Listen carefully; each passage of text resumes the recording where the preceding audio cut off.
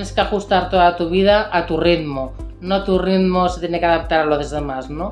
Ahora tiene que funcionar diferente. El mundo tiene que ir a tu ritmo, no tú al ritmo de los demás. Y eso es muy importante tenerlo en mente.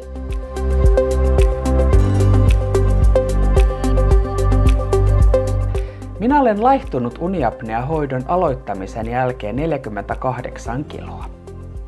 Sain hoidon ansiosta laihdutettua niin paljon, että pääsin lihavuusleikkaukseen pari vuotta sitten. Ei vielä ole kiloja jäljellä, mutta eteenpäin motivoi vahva näky. Kun olen normaalimitoissa, laitan korkkarit takaisin jalkaan. Olen kulkenut niissä aina ja niin aion tehdä vastakin.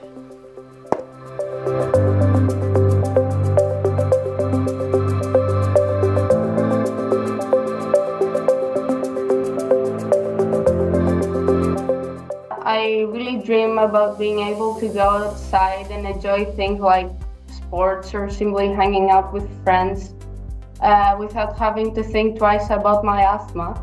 And I'd love to see more green spaces and cleaner air where teenagers like me don't have to live in constant fear of pollution affecting their health.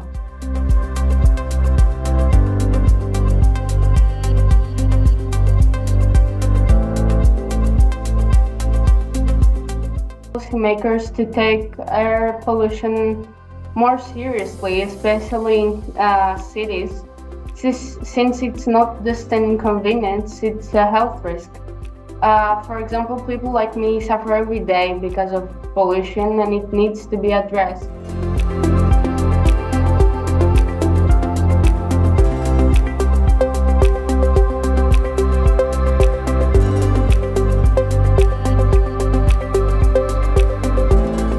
Hay que pelear, hay que luchar por nosotros y por los que nos quieren y por los que vienen detrás. Si luchamos ahora, los que vienen detrás lo tendrán más fácil y simplemente por eso somos muy útiles. Por lo cual yo os aconsejo a todos que cojáis la rienda de vuestra vida, que disfrutéis de cada momento que nos regala la vida y que respirar es vivir.